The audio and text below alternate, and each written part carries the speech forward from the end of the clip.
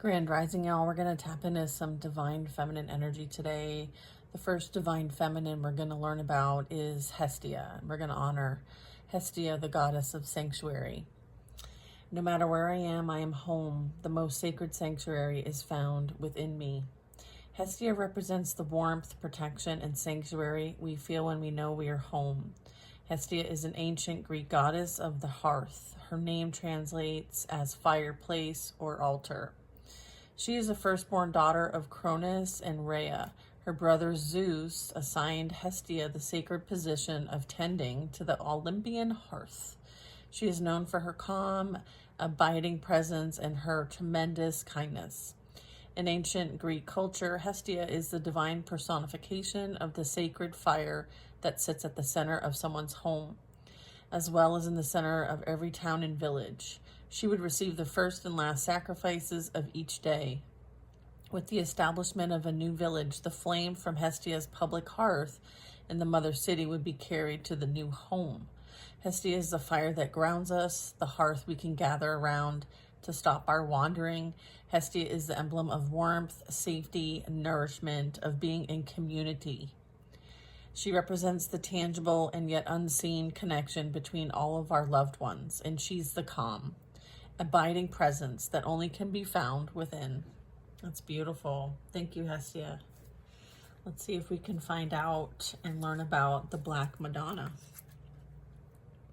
All right, next divine feminine energy we're tapping into is the Black Madonna, Our Lady of the Hermits. I transform pain and suffering into a greater capacity to love. The Black Madonna represents the power we all have to emerge from the darkness transformed. There are over 500 Black Madonnas throughout Europe. Historians believe many of the icons are actually of the Egyptian goddess Isis and her son Horus, which were carried over from Egypt during the Crusades.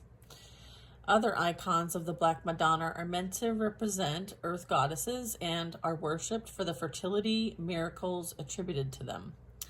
She is often depicted holding the royal scepter of a ruling monarch. Jungian psychologist Marion Woodman believes that the Black Madonna represents a new awareness or consciousness toward the earth and our bodies. She represents the wisdom we can only accrue when we go through the often painful fires of transformation. In The Pregnant Virgin, Woodman relates that only the intensity of the fire can unite the body and the soul. The Black Madonna helps us become conscious of the spirit and matter, of the light and the dark, and of the intersection of sexuality and spirituality.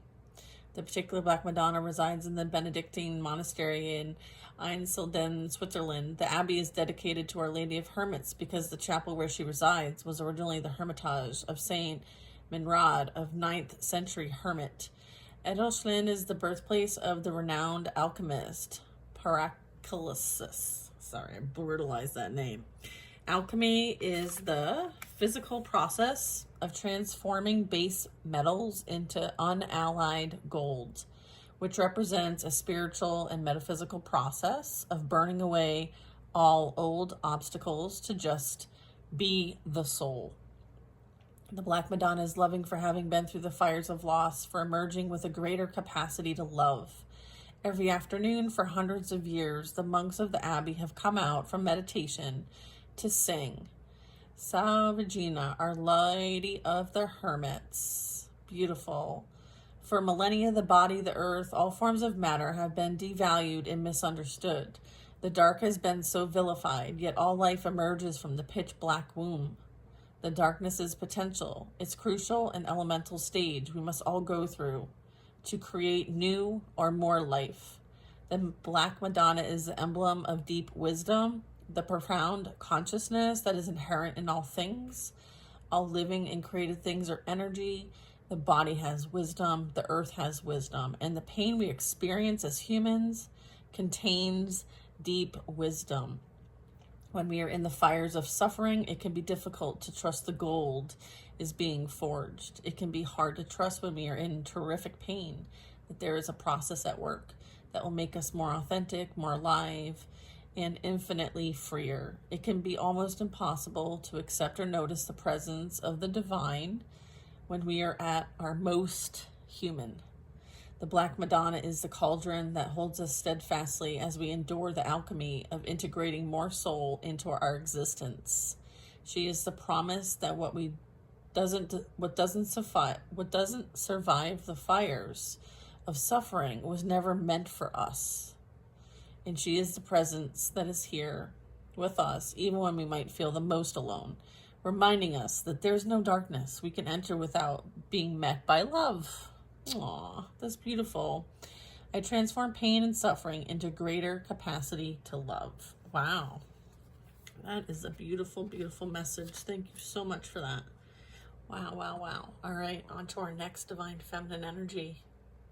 Our next Divine Feminine energy is Zhao Wangjing, embodies the unwavering tranquility that exists deep beneath the turbulence of our daily thoughts. So this is about the mystic of peace. I am peace. When my mind is clear, the way is clear. So this is really going to emphasize how important your mindset is, your thoughts. They create your reality. So the unwavering tranquility that exists deep beneath the turbulence of our daily thoughts. She was a 12th century Taoist mystic and poet. The night before her son's birth, she had a dream that she was immersed in a red mist. This is a very auspicious sign in Chinese culture. The title given to her as a master was Free Human of Mystic Peace. The emphasis in her poetry was the power inherent in the stillness. The secret of the receptive, she writes, must be sought in stillness. The way, or Taoism, is a spiritual practice of clearing the mind so that when we take action, it isn't from the ego, it's from the source of life itself. The pedestal of awareness is steady as a boulder. The Zhao taught that meditation allows us to disengage from the surface drama the ego can invite us into. She often refers to the moon in her poetry because this was the symbol of the eternal sky, or the freedom we can reach if we stop looking at the light and shadows of the moon that are cast and see the moon itself. So Albert Einstein reportedly said that we cannot solve our problems with the same thinking we used to when we created them. Clarity only comes from clarity. There's peace and calm that exists far beneath the constant banter most of us listen to all day within our minds. That mind chatter, the monkey mind, right, is what we call it. I feel like there's a Jungian author, Clarissa Piccola, SDs, calls it the river beneath the river. It's the steady flow of the universal life force that wants us to reach our goal if we can only get still enough to merge with it. Wu Wei is a Taoism translation as doing nothing. It's a sacred feminine art of trusting the force of life that exists within all of us. Zhao mastered the spiritual practice by calming her mind and experiencing the still center that's at the eye of every storm. Oh, this always comes up for me, being the eye in the hurricane. Zhao is also called for us to be still, to do nothing other than shift our awareness, come out of the current state of mind we're in before making any moves or decisions. She reminds us that we only want to take action when what is moving us is the force of love at the heart of everything. Enter the heart and ask to experience stillness. Repeat the mantra, I am peace.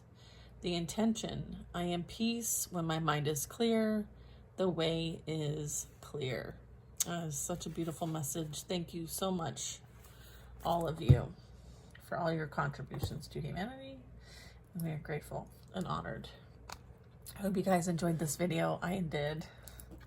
Hestia says goodbye.